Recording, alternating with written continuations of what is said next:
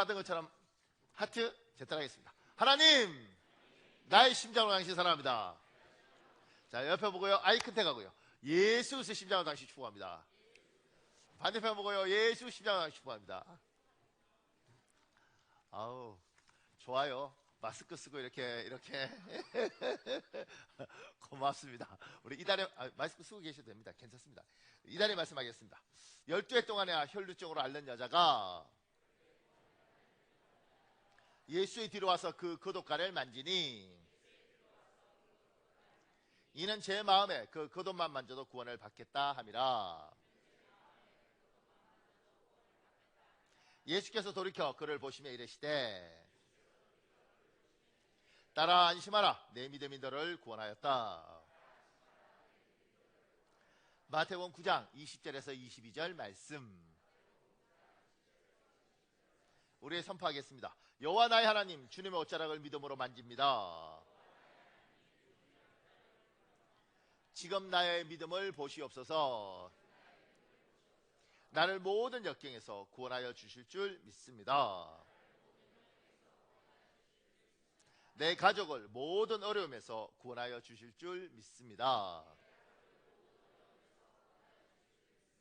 내 나라와 내 민족을 모든 위기에서 구원하여 주실 줄 믿습니다. 성령님의 능력으로 선포하여 주옵소서.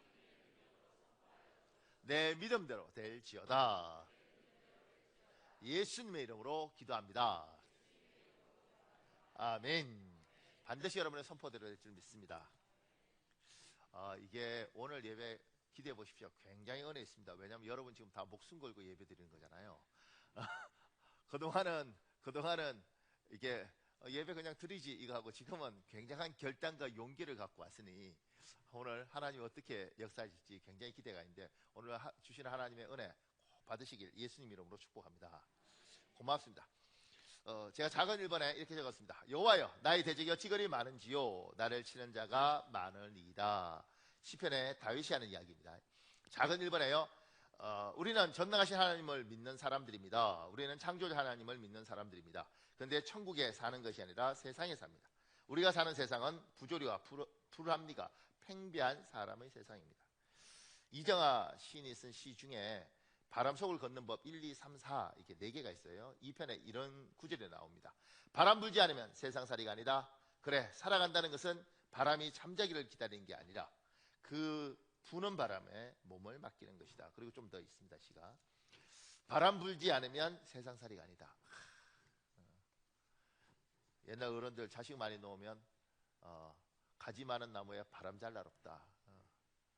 저희 아버지는 오형제였고 저희 어머니는 구남매였는데 얼마나 바람이 심했겠어요.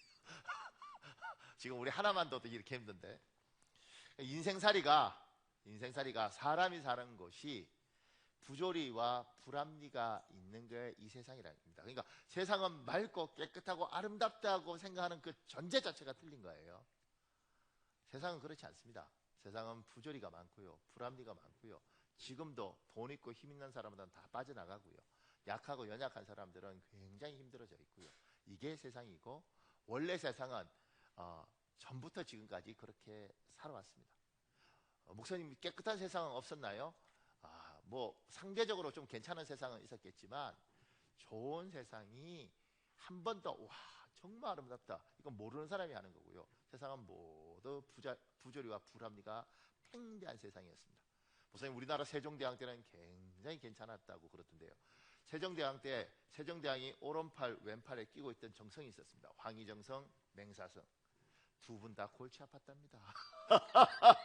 역사 기록에 보면요, 두 분 다 비리도 제법 있더라고요. 똑똑하신 분들이어서 그렇지 비리도 제법 저지르시고 사셨답니다. 그러니까 이 세상은 그렇다는 거예요. 바람 불지 않으면 세상살이가 아닙니다. 그 밑에요, 세상에 가용할 수 있는 자원은 한계가 있습니다. 그러나 사람의 욕심과 탐욕은 끝이 없습니다. 그래서 사람의 세상은 갈등과 마찰과 다툼의 세상입니다. 사람은 어쩔 수 없습니다. 물건은 한계가 있고요. 그걸 가지는 사람들은 또 차이가 있습니다. 근데 이게 재밌는 게 그 전에 어떤 그 분 글 보니까 아들이 셋이었는데 제가 이어령 장관 글이었던 것 같아요. 아들이 셋이었는데 어머니가 금빵을 사주면, 옛날 금빵은 군용 금빵이잖아요. 금빵을 사주면 그 금빵 때문에 하나를 더 먹겠다고 삼형제가 막 싸웠다는 거예요.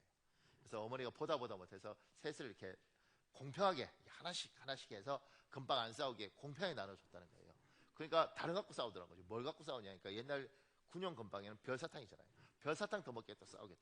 그래서 별사탕도 금빵을 가지고 오면 숫자대로 나누고 사탕도 나눠줬다는 거예요. 또 싸우더라고요. 뭐 싸우냐 이렇게 보니까 그 별사탕이 대부분 하얀데 빨간 게 있는 거예요. 이거 하겠다. 그런데 그거는 하나밖에 없거든요. 싸우는 거예요. 인간은 탐욕이 있고 그리고 욕심이 있고 욕심이 사람마다 다르고 가져도 사람은 채워지지 않는 욕구들이 있어서 그래서 이 땅은 결국은 뺏고 뺏길 수밖에 없는 것입니다. 제가 이제 이렇게 글 같은 거 보다가 제일 재밌었던 건 9,999만 원 통장에 있는 사람은 절대 돈 못 쓴다는 거예요. 왜 못 쓰지? 만 원만 더 있으면 1억입니다. 이게 9,999만 원하고 1억하고 차이가 많으니까 9,999만 원 사면 절대 못 쓴다는 거죠. 1억 있으면 쓰는가 보다. 그런데 제가 보니까 9억 9,999만 원 있는 사람도 못 쓰는 거예요. 하나만 더 쓰면 10억인데 10억 부자하고 10억 아닌 거 차이잖아요. 그러니까 사람은 그렇다는 겁니다. 이 세상은 여러분과 제가 사는 그 세상은 이런 세상이고 이런 세상의 부조리와 불합리는 당연한 겁니다. 여러분 중에 이렇게 말하죠. 목사님 이 세상이 이렇게 더러워서. 근데 그 밑에 이렇게 적었습니다. 이 세상만 문제가 있는 것이 아닙니다. 문제 많은 세상에 문제 많은 우리가 살고 있습니다. 나도 문제를 제공하는 원인자입니다. 목사님 세상이 이렇게 이게 세상이냐고. 제가 가만히 들어보면 그분도 문제 많은 분들입니다. 왜냐면요 정말 괜찮은 사람들은 속이 많이 상한데 어떻게든 우리 좀 잘 해봅시다 이러지 이 세상이 이렇게 하지 않습니다. 그 사람들 때문에 시끄럽죠. 그 사람 때문에. 그러니까 여러분과 제가 문제죠. 우리가 여기 괜찮은 사람들 많죠. 그런데 100가지 중에 5가지 문제가 있든 10가지가 문제가 있든 100가지 중에 10가지 문제 있으면 90점인데 굉장히 좋잖아요. 근데 그 10가지 문제가 사람 많이 피곤하게 합니다. 목사님 우리 남편은요 사람이 너무 괜찮고요 돈도 잘 벌어오고요 애들하고도 잘 지내는데 문제가 하나 있어요. 뭐가요? 말이 많아요. 그리고 애들 보면 잔소리가 심해요. 그거요 돈 많이 벌어줘도 잔소리 많은 아버지예요. 애들 미칩니다.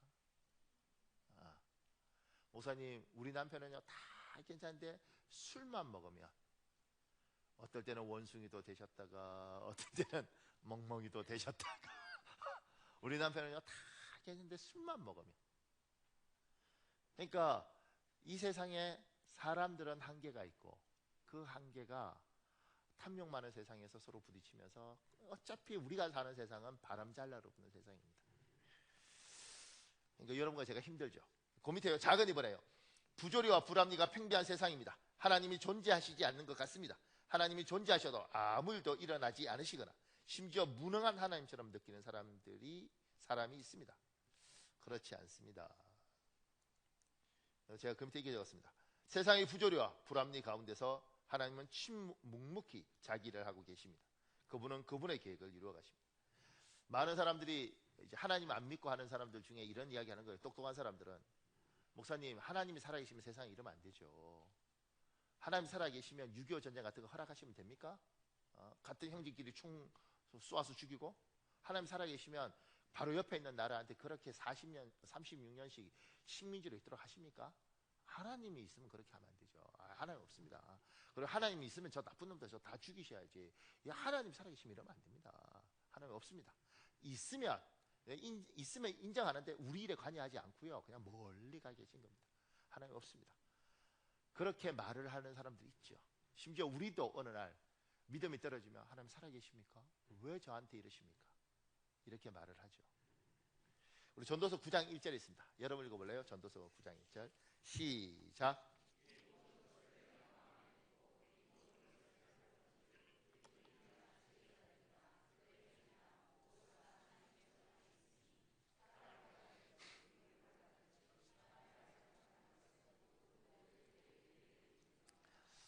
모두 다 하나님 손안에 있다는 거예요. 모두 다. 우리 하나님의 주권을 믿잖아요. 하나님이 이 땅의 주인이시고 그분이 주권을 가지고 일을 한다는 거예요.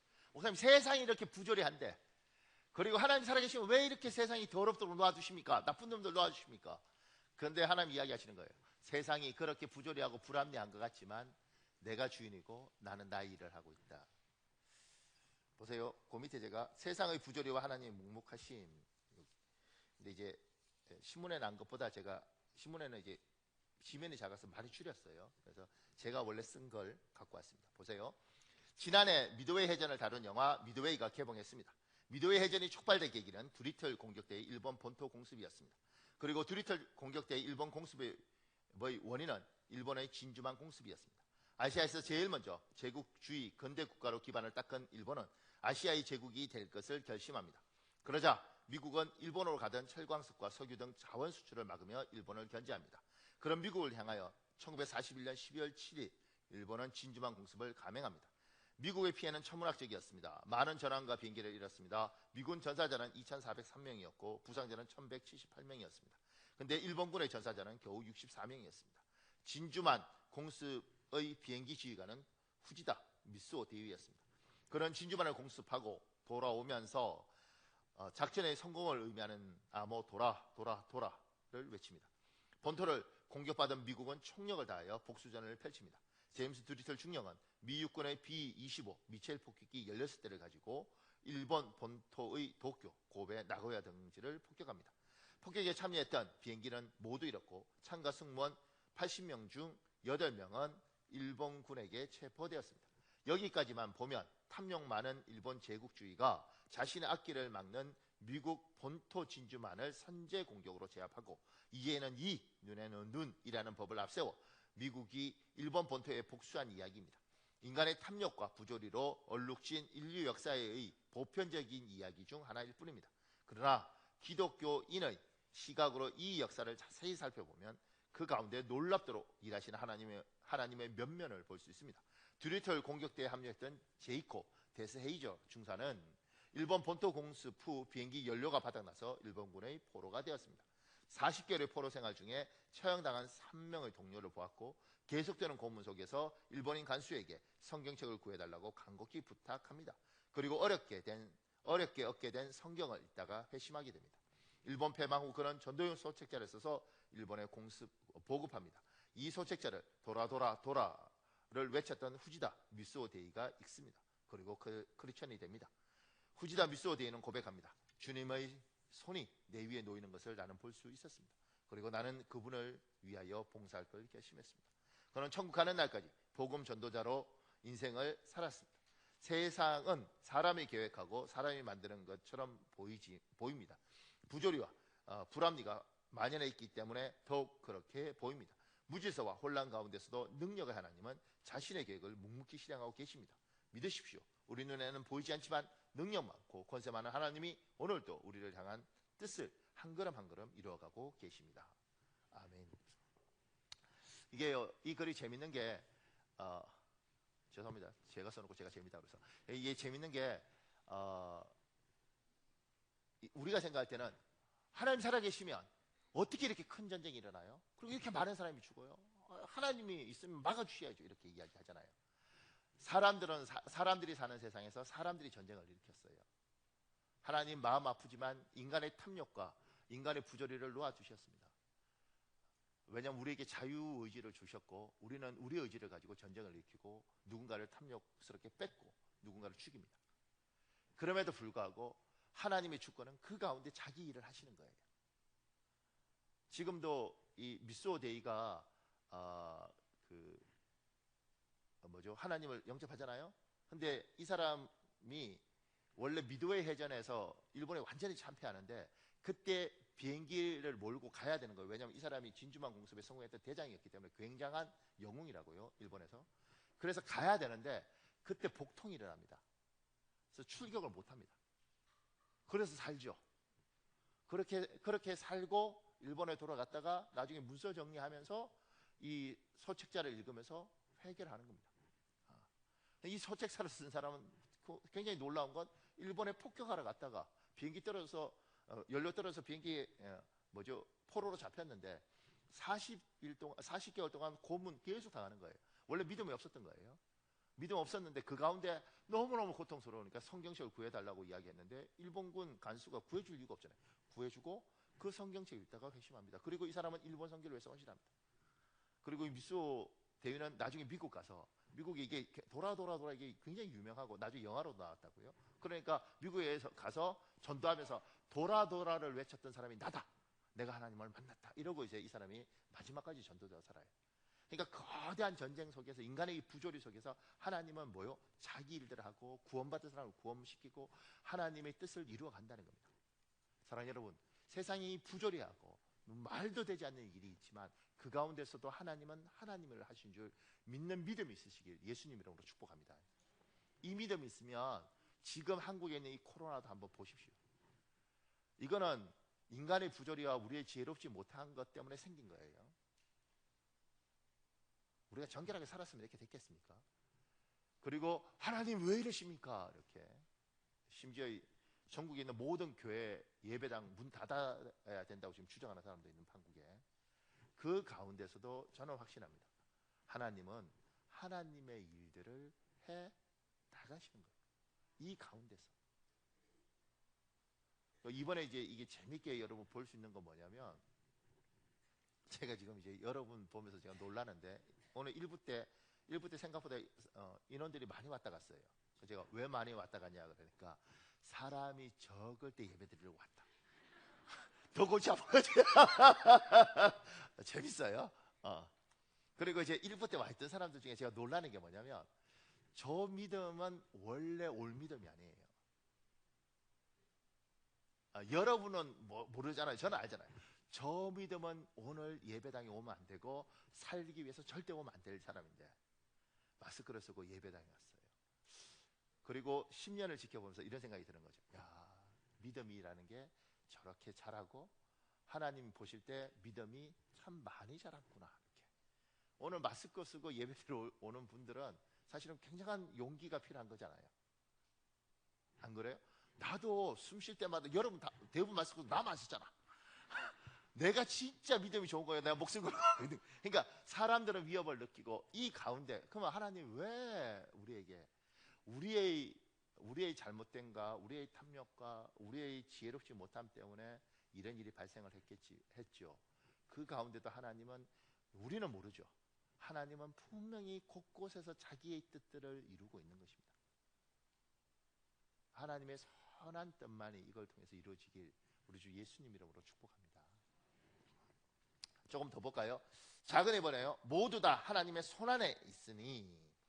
그 밑에요. 세상이 부조리하고 불합리해서 꼭 하나님이 안 계시는 것 같지만 일의 마지막 결과를 보면 결국에는 하나님이 묵묵하게 일하고 계셨구나. 이것이 우리의 시각입니다. 여기에 어떤 분은 이렇게 반응하십니다. 어차피 하나님 뜻대로 된다면 우리는 아무 일도 안 하고 손 놓고 가만히 있어도 되겠네. 그렇지 않습니다. 그렇지 않습니다. 여러분, 이게 우리가, 여러분들은 잘 모를 수 있는데요, 장로교, 감리교, 침례교, 순복음, 성결교회, 그리고 루터교회도 있습니다. 루터교회, 나사렛 교단도 있습니다. 이게 같은 예수를 믿는데 이게 차이가 많아요. 근데 이 가장 큰 기준은 성경을 해석할 때 두 가지 흐름이 있는데요. 장로교 쪽, 이걸 개혁파라 그러는데, 장로교 쪽은 하나님의 절대 주권을 강조합니다. 지금처럼 곳곳에 하나님의 뜻이 흘러가, 그리고 하나님께서 주도권을 가지고 이 땅을 이끌어 가셔. 이걸 굉장히 강조합니다. 그러니까 병이 들면 어떻게 해요? 하나님이 병을 주신 선한 뜻이 있겠지, 이렇게 생각해요. 하나님이 죽어갈 때 어떻게 해요? 하나님이 죽이시는구나, 이렇게. 장로교인들은, 원래 장로교인들은 투쟁하고 막 싸우고 이런 것보다는 그냥 순종하고 받아들이는 겁니다. 요게 이제 장로교 흐름이에요. 근데 감리교, 요걸 웨슬리안이라고 그러잖아요. 이 알미니우스라고도 신학적으로 하는데, 이쪽은 어떤 개념이냐면 전쟁을 합니다. 특히 순복음 쪽은 병? 사탄이야, 이런 거. 기도하고 그냥 쫓아버려야 돼, 이렇게 가는 거예요.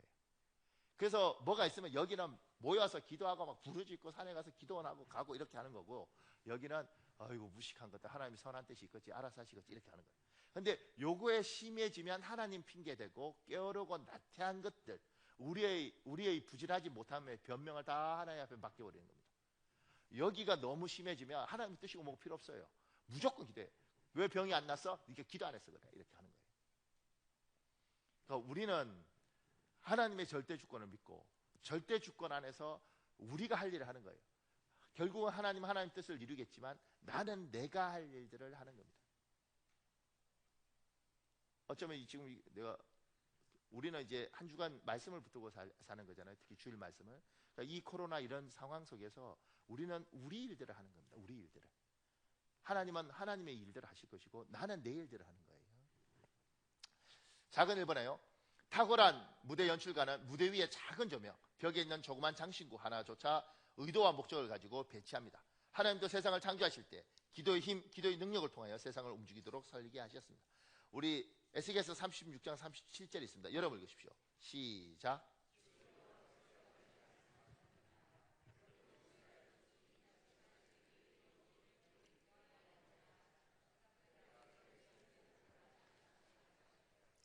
요게 에스겔 36장 그 위가 37절 위가 뭐냐면 하나님 약속해요. 내가 너희를 축복하고 양떼가 많아지게 하겠다. 뭐 이런 축복을 하셔요. 거기에 대해서 뭐라고 이야기하냐면 주 여호와께서 이같이 말씀하셨느니라. 그래도 하나님이 이렇게 약속하셔도 그래도 이스라엘 족속이 이같이 자기들에게 이루어 주기를 내게 구하여야 할지니라. 하나님이 약속을 해도 하나님은 하나님의 일을 하시고 우리는 우리 일을 하는데 하나님이 기도의 법칙을 두셨어요. 내가 이렇게 약속을 해도 너는 기도해야 돼. 너는 너의 일들을 해야 되는데 그게 기도다. 이렇게 이야기를 하시는 거예요. 이 조신영이라는 사람이 쓴 간증 이야기입니다. 이게 굉장히 뭐 이렇게 그 많은 자료 중에서 많이 떠돌아다니더라고요. 이 자료가요. 보세요. 목회를 시작하고 3년이 되었을 때 기독교 백화점을 경영하던 집사님의 조카가 소아암에 걸려 세브란스 병원에 입원해 있다는 것입니다. 집사님은 기도 부탁을 하였고 밤을 새면서 며칠을 기도하다가 수술받기 전에 병원에 기도해 주려고 병원에 갔습니다. 아이의 이름은 이엘이었습니다. 에리에게 에리야, 예수님이 이 땅에 오신 목적은 우리를 구원해 주시기 위해서란다. 그러므로 예수님만 믿으면 죄사함의 은혜와 구원을 받게 된단다. 아이를 위하여 기도해주고 수술실에 들여보냈습니다. 대기실에서 기다리다가 이상하게도 자꾸 기도하고픈 마음이 들어서 세브란스 병원 교회로 향하여 갔습니다. 무릎을 꿇고 기도하는데 성령께서 오늘 구원을 보리라는 말씀을 주십니다. 그리고 성령께서 손을 하늘을 향하여 올리라고 하셔서 순종하며 손을 들고 기도하였습니다. 30분가량 기도하였을 때 손이 무겁고 아파서 내리려고 하니까 성령께서 내리지 말라고 하셔서 손을 들고 기도하였습니다. 한참을 기도하는데 하나님 음성이 들립니다. 종아, 이 병원에 암 환자들을 위하여 기도하라 고 하셔서 한참을 기도한 후에 이제는 손을 내리라고 하셔서 내렸습니다. 그때가 오후 3시였습니다. 에리를 수술한 의사는 에리 아빠의 동창이었습니다. 그가 나와서 이런 간증을 하였습니다. 나 암만 해도 예수님을 믿어야 할까봐. 2시에 에리가 수술을 받다가 호흡이 멈췄다는 것입니다. 그러나 수술을 계속 강행하였고 수술을 마쳤을 때 아이는 완전히 죽었기에 가운을 덮었는데 이제 어쩔 수가 없구나 하고 나려고 하는데 아이가 갑자기 숨을 쉬면서 움직이더라는 것입니다. 그때 그 시간을 추정해 보니까 하나님께서 오늘 구원을 보게 하시겠다는 음성을 듣고 손을 내리지 못하게 하셨던 그 시간이었습니다. 지금 에리는 건강에 자라서 대학교 다니는 아가씨가 되었습니다. 하나님은 지금도 살아계셔서 기도하는 사람을 통하여 일하시는 하나님이십니다. 이 목사님이 우리 교단 목사님이라서 제가 통화하려고 전화를 했는데 전화가 안 됐어요. 나중에 한번 만나서 궁금하더라고요. 이런 이야기들에 대해서. 그러니까 이 사람이 이제 이런 기도의 능력을 믿는 거예요. 경험이 많아요. 이분이 이제 어떤 이야기를 하느냐 이런 이야기를 하더라고요. 자기가 젊었을 때 너무 힘들어서 죽으려고 지약을 사서 산에 올라갔다는 거예요. 먹고 죽으리라. 먹고 죽어야겠다고 생각하고 지약 들고 산에 올라갔는데 하나님이 이런 말씀을 하대. 네가 지 새끼냐? 그래서 안 죽었대. 제가 이렇게 보면서 그걸 이를테면 붙잡고 죽으면 안 돼. 어떻게든 살아야 돼. 이랬으면 난 죽을 거야. 이랬을 텐데 확실하더라고. 네가 지 새끼냐? 그러니까 못 먹는 거예요. 그래서 한번 만나서 우리 교단 목사님과 한번 만나서 이야기를 좀 해보면 제가 아니면 우리 교회 한번 모시든가 재밌을 것 같아요. 그러니까 하나님이 우리에게 이야기하신 거 다 알아도 뭐요? 기도해야 된다. 하나님 이 땅에 기도의 법칙을 두셨어요. 그러니까 기도하지 않으면 우리는 굉장히 지금 한국교회는 뛰어난 성도들이 많은데요. 기도의 능력을 잃어버렸습니다. 어떻게든 기도해야 됩니다.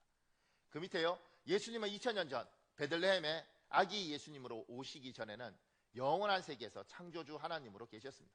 그리고 아기 예수님으로 이 세상에 오실 때 하나님으로 기독권을 모두 포기하고 100% 사람으로 이 땅에 태어나셨습니다. 그래서 우리는 예수님을 100% 하나님이고 100% 사람이라고 가르칩니다. 예수님도 이 세상에서 기도도 하셨고 기도를 통하여 일하셨습니다. 누가복음 22장 31절 32절에 있습니다. 여러분 읽으십시오. 시작.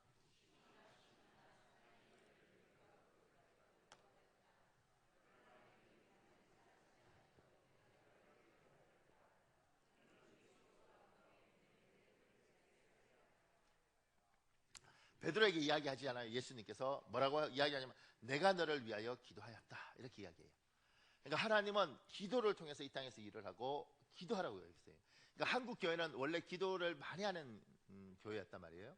그런데 한국 교회가 기도가 약해지는 흐름들이 있는 거예요. 그 이유가 뭐냐면 이제 우리나라 목사님들은 보통 미국으로 가서 공부를 해요. 영국을 가든가. 근데 영국보다 미국을 많이 갑니다. 왜냐면 최고 나라니까 미국에 가서 공부를 합니다. 근데 미국 가보면 놀라운 건 뭐냐면 우리가 배웠던 스승들은 지금부터 한 30년 좀 더 전에 한 40년 전에는 미국 사람들은 항상 독일이나 네덜란드 가서 공부합니다. 특히 장로교는. 그러니까 공부가 이렇게 가서 여기 우리는 배우러 갔는데 이 어른들은 이쪽에 가서 배우는 거예요. 그런데 대부분 독일 가서 많이 배우는데 왜냐하면 독일이 이렇게 굉장히 학문적으로 뛰어납니다.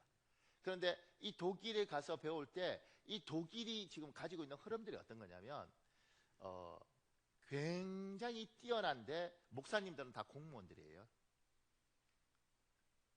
고시 쳐서 목사 되는 거예요. 그러니까 우리가 공무원에 대한 한국 공무원은 정말 괜찮은 공무원인데 여기 공무원들 있죠. 한국 공무원들은요 아주 우리나라가 여러분 뭐 우리나라 공무원 욕하는데 회개하셔야 됩니다. 미국 가서 공무원 보면 진짜 야 니들 공무원이구나 이 생각이 들어요. 걔들은요 정말 일 느리게 합니다. 뭐 해줘 알았다고 어디 가냐면 커피 한 잔 들어 뭐 이렇게 사람 미치도록 만듭니다. 욕하게 만듭니다. 걔들은 삶의 여유가 너무 많은. 그런데 목사님들이 시험을 그러니까 믿음은 있죠. 시험 써서 그렇기 때문에 목사님들 공부하지 않습니다. 근데 학문적으로 굉장히 뛰어납니다. 굉장히 뛰어나요. 근데 기도하지 않고 영성이 굉장히 약하죠. 그러니까 도덕성은 굉장히 강한데 거기에서 공부들을 하죠. 그리고 미국에 다시 돌아서 미국적인 흐름들도 결국은 지성을 굉장히 강조하기 때문에 우리가 가서 굉장히 지성적인 걸 배우고 와요. 그래서 이해 못하는 거예요. 한국처럼 1시간씩 또는 밤에 와서 뭐 2시간씩 기도하고 특히 통성으로 기도하면 하나님이 기가 없냐? 하나님 못 아느냐? 하나님은 네가 말하기 전에 다 한다. 그러니까 그딴 소리 하지 마라 이렇게 이야기를 하는 겁니다. 미국에서 신학한 사람들은 대부분 이렇게 생각하도록 되어 있습니다. 뭐 열심히 기도한다는 그 자체가 이상한 거죠. 신학적으로 그렇게 지지를 못 받습니다. 이 흐름들이 와 있기 때문에 한국도 옛날에 우리 선배 목사님들 기도 많이 했죠. 저는 백석대학교라는 곳에서 신학을 했는데 저희가 학교 다닐 때도요. 왜냐하면 대학원에 야간도 있고 주간도 있기 때문에 공무원들 과천에서 공무원들은 지하철 타고 방배에 내리면 그 학교가 있으니까 와요. 밥도 못 먹고 그러면요 수업 들어가기 30분이라도 막 기도합니다. 그리고 저희들도 일찍 신학을 했으니까 대학원 다닐 때 중간에 이제 점심시간 1시간 반인데 그거 줄여서 기도하고 막 이랬죠. 30분 밥 먹고 1시간 왜냐면 기도할 시간이 없으니까. 그런데 그렇게 막 기도했는데 어느 날 제가 가보니까요 기도하는 사람이 없어요. 왜냐하면 다 유학갈 생각만 가지고 기도가 죽어버린 거예요. 그러면서 한국 교회가 기도하지 않는 흐름으로 간 겁니다. 우리 교회가 통성 기도 또 교회를 오픈하고 기도할 수 있도록 허락하고 이 이유가 뭐냐면 기도는 하나님의 법칙입니다. 그리고 하나님은 이 땅에서 기도하기를 요구하십니다. 예수님도 이 땅에 하나님 보좌를 버리고 인간을 왔을 때는 이 기도의 법칙에 따라서 밤이 새도록 기도하셨습니다. 원래 제가 1부 때는 안 했는데 2부 때는 원래 찬송을 같이 하자고 준비를 했었다고요. 밀폐된 공간에서 이게 하지 말라고 해서 안 하려고 그러는데 하고 싶어서 우리 찬송가 364장 있습니다.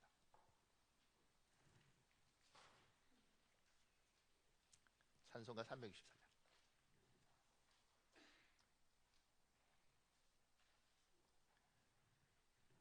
여러분 어떻게든 시간 내서 기도하셔야 됩니다.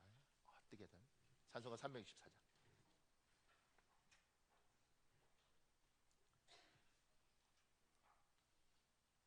저기 전도사님, 이거 옆에서 불러주지 않으면, 내가 부르면 여기가요 굉장히 힘들어질 수 있어요. 이분들이 믿음으로 어떻게 해서 왔는데.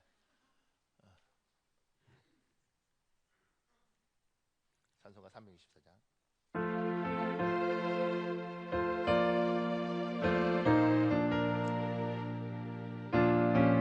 잠깐만, 찬송가 364장인데 왜 그거야? 내 기도하는 64장. 찬송가 364장.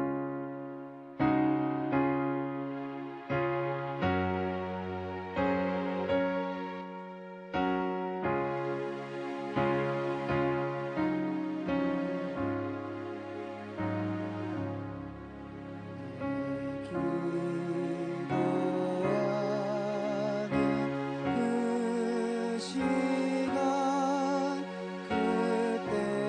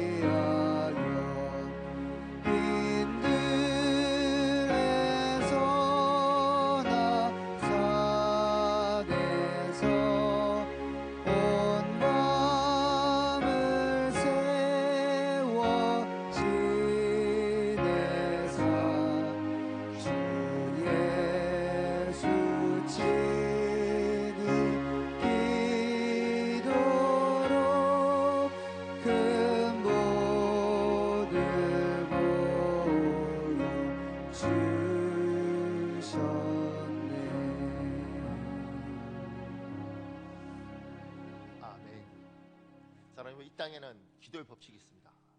아무리 힘들어도 최소한 집안의 누군가는 기도의 파수꾼이 돼야지 그 집안이 버팁니다. 잊지 마십시오. 하나님의 절대 주권에 흘러가고 인간의 부조리와 불합리 속에 하나님은 묵묵히 일하시지만 이건 하나님의 주권이 하나님 일을 하시고 하나님 우리에게 요구하십니다. 그런데 내가 너에게 복을 줘도 네가 기도로 알아야 될 것이다. 내가 너를 축복해도 네가 기도로 알아야 될 것이다. 하나님 이걸 요구하십니다. 예수님께서 그 법칙을 따라서 이 땅에 사셨습니다. 그 밑에요, 십자가에서 죽으시고 사흘 만에 부활하셔서 하나님 보좌 우편에 앉아 계신 예수님은 지금도 우리를 위하여 하나님께 기도하고 계십니다. 로마서 8장 34절 공동 번역 여러분 읽으십시오. 시작.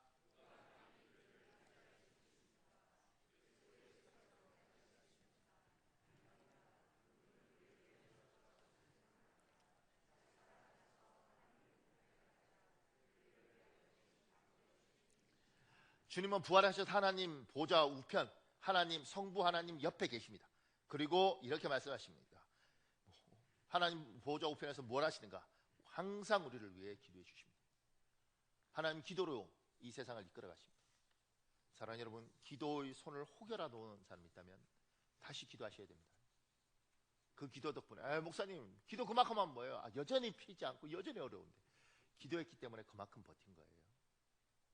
기도했으니까 그만큼 온 거예요. 한번 자세히 보십시오. 기도 안 했으면 이만큼 올 수 없었습니다. 밑에요, 하나님께 드리는 우리의 기도를 통하여 눈에 보이지 않지만 영적인 일들이 엄청나게 일어납니다. 두 가지예요. 눈에 보이지 않지만 영적인 일들이 있고요, 눈에 보이는 물리적이고 현실적인 일들도 있습니다. 둘 다 일이 있습니다. 박효진 아는 글 중에 이런 내용이 있습니다. 내 영혼이 거듭난 그해 어느 쾌청한 주일 오후 1시경 작은 도시 청송군 진보면 예배를 마친 후 오토바이를 타고 집으로 돌아가던 나는 기이한 경험을 경험했다. 그 화창한 대낮에 갑자기 눈앞이 캄캄해지더니 운전 중인 내 눈에 아무것도 보이지 않았다. 대로를 달려가던 중이어서 사고 위험을 직감하고 반사적으로 브레이크를 잡아 길 한가운데 급정거를 했다. 암흑 같은 순간은 단 몇 초 만에 끝나고 다시 시야가 회복되자마자 나는 믿기 힘든 광경에 온몸이 얼어붙는 듯했다.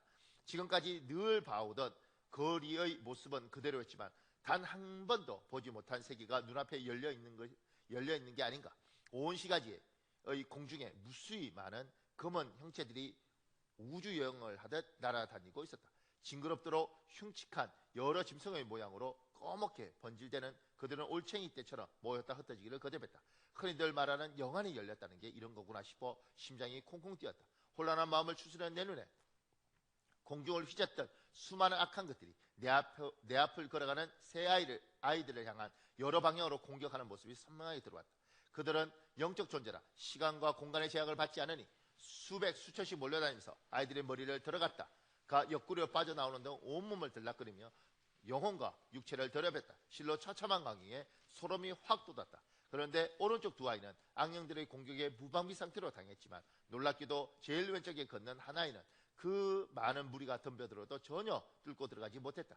대낮의 도로 한 중앙 오토바이 위에서 나는 넋을 잃고 더 유심히 그 아이를 지켜보았다. 황금빛, 그렇다. 완벽한 황금빛이었다. 눈부신 광선들이 실타래같이 얽혀 무서운 속도로 회전하면서 그의 머리부터 발끝까지 누에 고치처럼 감싸는 게 아닌가. 새카만 악한 것들이 때려지어 이 아이를 공격하다가 엄청난 속도로 돌아가는 황금빛 회전체에 걸려드는 순간 고속으로 돌아가는 믹서에 형체도 없이 부서지는 과일들처럼 산산조각 나버렸다. 오 주님, 이게 뭡니까? 나는 오토바이 위에서 전율하며 속으로 외쳤다. 그 순간 눈앞에 또 다른 환상이 펼쳐졌다. 그 아이들을 위해 많은 사람이 기도하는 장면이었다. 이곳 저곳에서 그를 위해 중보하는 간절한 기도들이 동아줄처럼 엮여 하늘의 영광스러운 보좌 앞에 향연처럼 연락되고 그 응답으로 황금빛 광선 같은 능력이 아이를 악한 권세들로부터 지킨다는 사실이 깨달았다. 중보 기도의 비밀이 바로 이런 것이었군요. 늘 듣던 기도의 필요성과 응답의 실체를 생생히 본 내 눈에 감격의 눈물이 흘러내렸다. 바로 그 순간 다시 한번 앞이 캄캄해지다가 이내 눈이 밝아지고 언제 그랬냐는 듯 평범한 도시의 모습이 원래대로 돌아왔다. 불과 몇십 초에 지나지 않았으나 몇 시간처럼 길게 느꼈던 신비로운 체험이 끝났다.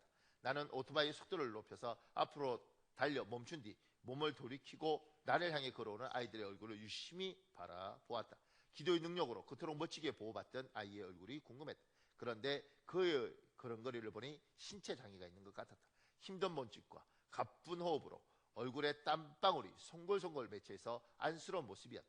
그러나 표정은 얼마나 평온하든지 가쁜 숨을 몰아쉬면서도 행복에 겨운 광채가 났다. 눈물 어린 중보기도가 이뤄내는 놀라운 응답의 증거를 온몸에 담고 다가오는 그 아이를 힘껏 안아주고 싶었으나 무심코 나를 지나쳐 걷는 뒷모습을 마음에 소중히 담으며 기도했다. 주님, 한평생 누군가를 위하여 기도하고 살게 하십니다. 잠시 잠깐의 한마디 기도라도 그의 삶을 보호의 황금줄로 에워싸는 기적을 이룬다는 것을 보여주셔서 감사합니다. 자, 이제 영안에 열려서 보십시오. 내 주위에 뭐가 이런 게 있나요? 아니면 없나요? 그러니까 영적인 것들이 있습니다.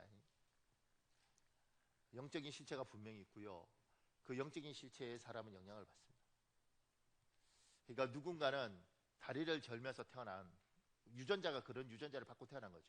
다리를 절면서 태어났음에도 불구하고 굉장히 건강하게, 굉장히 행복하게 사는 사람들이 있죠.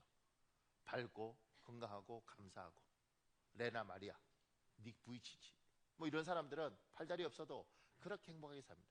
누군가는 굉장히 좋은 부모 밑에 조각 같은 얼굴을 갖고 태어나도 투덜거리고 원망하고 불평불만하면서 사는 사람도 있습니다.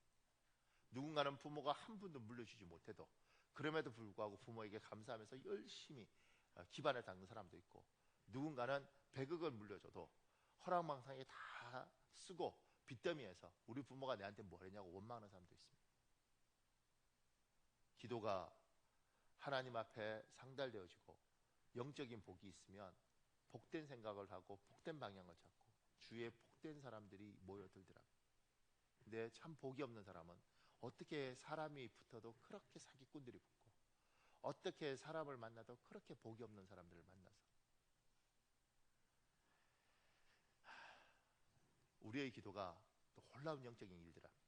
하나님 복 주시겠다고 약속했죠. 그럼에도 불구하고 기도해야 되는 겁니다.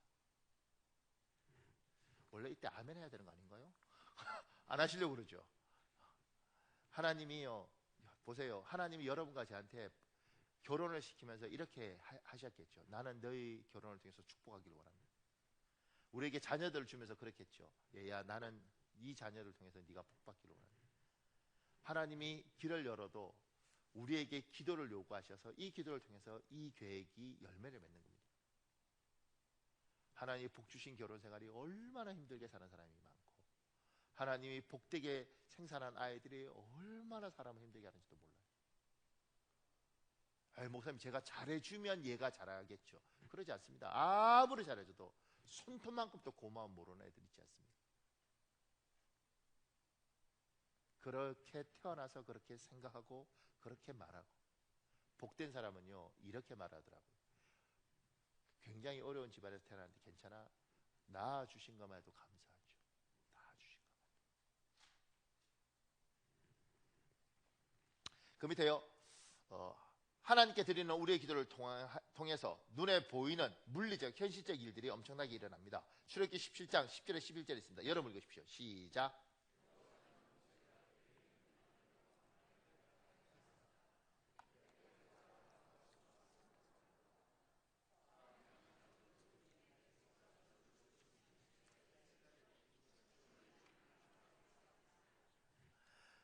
이거는 이스라엘 요수아 장군이 아말렉과 전쟁을 합니다. 그런데 전쟁은 전쟁대로 하는데 옆에서 모세가 기도하면 이기고 기도의 손을 내리면 지는 겁니다. 기도는 물리적인 능력도 있고 현실적인 능력도 있습니다. 때로는 10년을 기도했는데 그 10년의 기도가 이루어지는 걸 물리적으로 볼 수 있고 현실적으로 볼 수 있습니다. 기도해 본 사람만 압니다. 그리고 그 응답을 확인한 사람만 압니다. 그러니 하나님이 이 세상의 부조리 가운데 하나님 묵묵히 일하실 때 하나님, 그래도 야, 내가 너에게 복을 주겠다.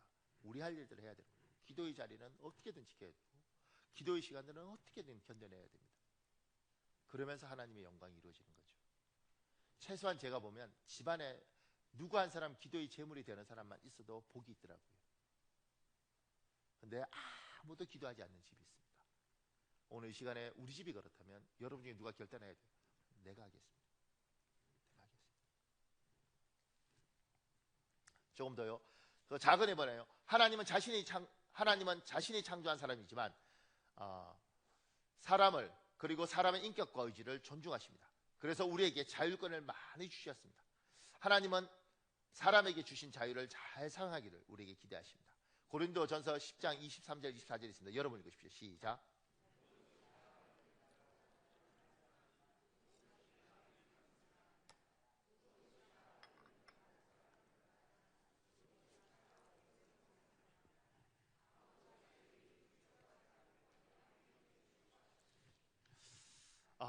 여러분과 제가 이 땅을 살면서 하나님은 우리에게 자율권을 주셨습니다. 우리는 로버트가 아닙니다. 그러니까 절대 주권을 잘못 이해하면요, 우리 장독의 절대 주권을 잘못 이해하면 우리가 꼭두각시처럼 생각하는데 그렇지 않습니다. 우리에게 하나님이 자율권을 주셨습니다. 그러면 하나님의 자율권을 받은 우리에게 바울은 이렇게 말하는 겁니다. 23절에 모든 것이 다 허용된다.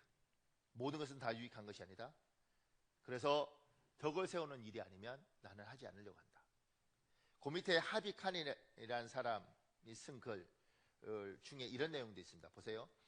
저 중반에 굵은 것으로 가나베 교수님이, 거기부터 제가 읽을게요. 가나베 교수님이 담배를 피우는 것이었다. 필자는 한국에서 가나베 교수님이 담배 피우는 것을 한 번도 본 적이 없었다. 미국 정통 장로교에는 담배 피우는 것을 아디아포라, 성경에 특별한 가르침이 없기에 이럴 수도 있고 저럴 수도 있는 문제로 생각하여 개인의 신앙의 자유에 맡긴다. 반면 한국 장로교는 담배 피우고 술 마시는 것을 성도들의 건덕상의 문제로 좋지 않다고 생각하여 금하고 있다. 가나베 교수님은 본인이 담배 피우는 것을 좋아했지만 한국 성도들을 실족시키지 않기 위해 담배 피우는 것을 절제한 것이다. 이 가나베 교수는, 가나베 그러니까 일본 사람인 줄 아는데요, 하비칸이라는 하버드 교수였습니다. 굉장히 유명한 사람입니다. 하버드 출신인데, 그리고 세계적으로 도시선교라는 과목이 있는데 거기에 최고의 권위자입니다. 이 하비칸이라는 이 분이 한국에 선교사로 왔어요. 그래서 총신대학이라는 곳에서 이제 랜드로버라는 이렇게 뭐 찝쳐 몰면서 이렇게 가르치셨는데, 이분이, 이 하비칸 교수가 한국에 있는 동안 담배를 안 피운 거예요. 근데 이제 이 한어룡이라는 분이 나중에 한국에서 공부하고 미국 가서, 하비칸 교수가 웨스트민스터 신학교에 교수로 있을 때 갔는데 미국에서 담배를 피우고 계신 거예요. 너무 놀란 거죠. 이 한어룡이라는 분이 너무 놀라서, 아니 한국에 계실 때 담배를 안 피우셨는데 왜 미국에서 담배를 피십니까? 원래 난 담배를 피웠어. 한국에 있는 동안 안 핀 거지. 아디아포라, 성경에 아무 말도 없어. 해도 되고 안 해도 돼. 자율권이야. 근데 그 자율권을 가지고 이 사람은 지혜롭게 쓰신 겁니다. 미국 장로교 목사는 담배를 핀다니까요. 이러지 않으면 미국에서 안수 받을 거 그랬나? 웃자고 한 농담에 또 우리 목사님 담배 피기를 원하는데, 네. 이게요, 옳고 그름의 문제가 아니라 이게 지혜의 문제인 거예요. 지혜. 조금 더요. 그 밑에요. 그것 때문에 지옥에 가지 않습니다. 그 사건 때문에 완전히 멸망하지 않습니다. 그러나 세상의 손가락질을 당하고 우리를 구원하신 하나님께 영광을 돌리지 못할 수도 있습니다. 행동 하나하나가 하나님의 영광을 위하여 지혜로울 필요가 있는 시대입니다. 야고보서 1장 5절에 있습니다. 여러분 읽으십시오. 시작.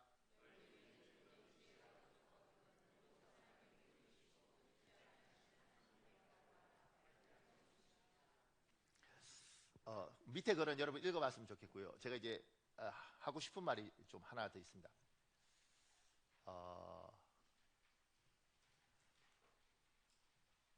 이 세상이 부조리하고 그럼에도 불구하고 하나님은 묵묵히 자기 일을 하시고 그 가운데 우리에게 기도를 요구하시고, 또 하나는 아디아포라, 지혜를 요구하시는 거예요. 지금 한국 교회는 굉장히 지금 위기감에 팽배합니다. 목사님들이 지금 굉장히 갈등을 많이 하고, 심지어 믿지 않는 사람들은 교회 문들을 다 닫고 예배를 드리지 말라 이렇게 이야기를 해요. 성도들 중에도 지금 어저께 전화 와서 목사님 오늘 교회 가야 됩니까 말아야 됩니까 이런 이야기하고, 여러분 아디아포라, 하나님의 주권은, 하나님은 하나님 일을 할 텐데 우리에게 기도뿐만 아니라 지혜가 많이 필요한데, 오늘도 이렇게 볼 수 있어요. 오늘 중에 누구가 목사님 하나님 앞에 예배드리는데 어떻게 마스크를 쓰고 왔어요? 마스크 다 벗어야죠. 이렇게 말할 수도 있습니다. 그렇지 않겠습니까? 아마 그 말 하면 막 눌릴걸요. 벗어야 되나? 이렇게.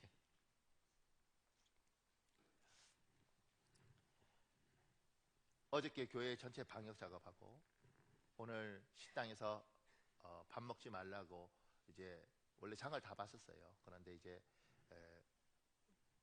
냉동시키고, 그리고 이제 뭐 카페도 쉬도록 하고, 그 다음에 목장별도 각자 목장에 모이고 싶으면 모이고, 모이기 싫으면 안 모이고, 자율권을 줬어요. 그 다음에 뭐 소독 뭐 이런 거 다 하고. 근데 여러분 잘 보십시오. 제가 그렇게 뭐 사역자들 회의하고 장로님들한테 양해 구하고 그렇게 했던 이유는, 우리는 이 세상에 삽니다. 이 세상에 살고 이 세상 사람들과 같이 가야 됩니다. 그러니까 지금 이를테면 나는 하나님이 지켜줘, 마스크 다 필요 없어, 이렇게 가면 믿음이 좋은 사람이 아니고요, 모든 사람에게 욕을 얻어먹고 예수 믿는 사람들이 이상하다고 그래요. 그런데 여러분이 하는 가지 분명히 알아야 될 건, 지금 이 대한민국의 이 코로나는 정상이 아니에요. 지금 우리 2명 죽어, 2명. 대한민국의 인플루엔자 독감으로 죽은 게 몇 명인지 제가 그 통계청 자료 보니까요, 매년 1,500명 정도 죽어요. 독감으로. 독감이 오면 요게 폐렴으로 간다네요. 그러니까 지금 이것도 폐렴 쪽으로 가잖아요. 그러니까 한국에 1년에 독감으로 죽는 사람이 몇 명이냐면 1,500명. 그러면 12로 나눠보면 한 120명쯤 죽어요. 제가 생각할 때 코로나 바이러스 갖고 이번에 120명 죽었으면 교회 다 문 닫습니다. 그리고 직장이고 뭐고 다 못 가는 거예요. 독감은 균을 알고 치료할 수 있는 것들이 뭐 약이 있죠. 그러니까 그래도 1년에 1,500명이 죽는다니까요. 그런데 이건 약이 명확하지 않으니까 두렵습니다.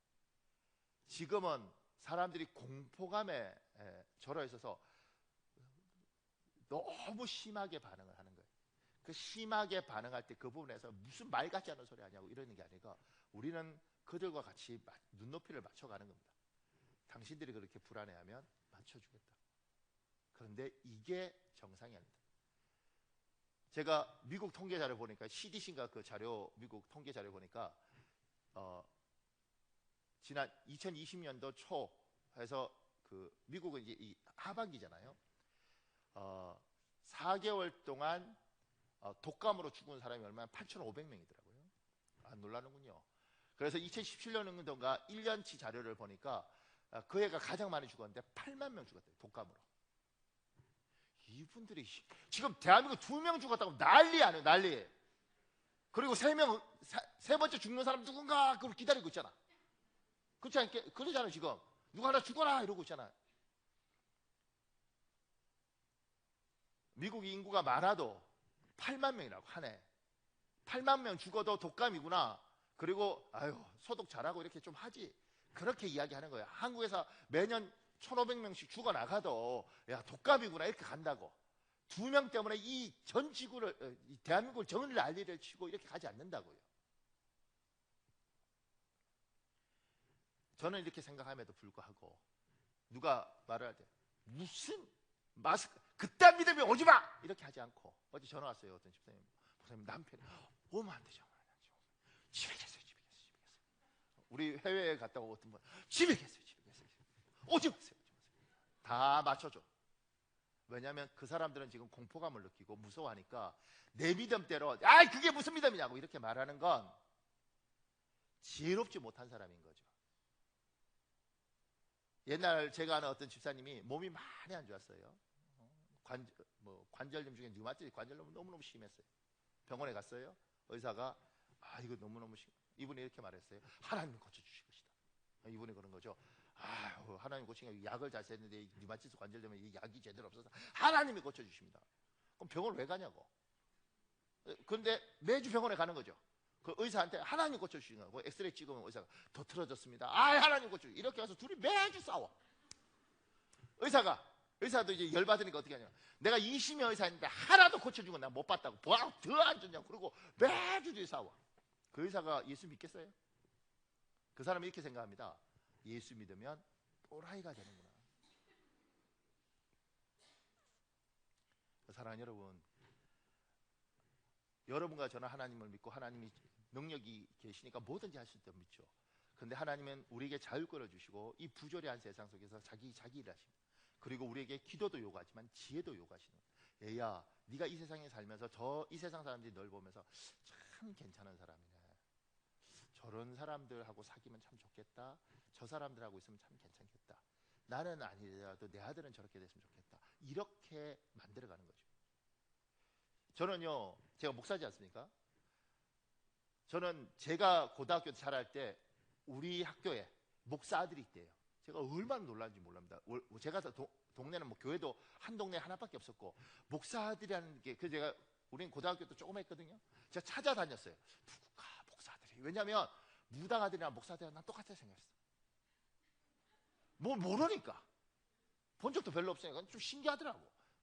그런데 믿음이 없는 사람들은 그렇게 생각할 수 있는 거예요. 그런데 목사가 되고 공부를 하고, 대한민국 목사들은 대학원 안 나오면 목사 못 하잖아요. 대학 나오고 대학원 나오지 않으면 목사수 안 줘요.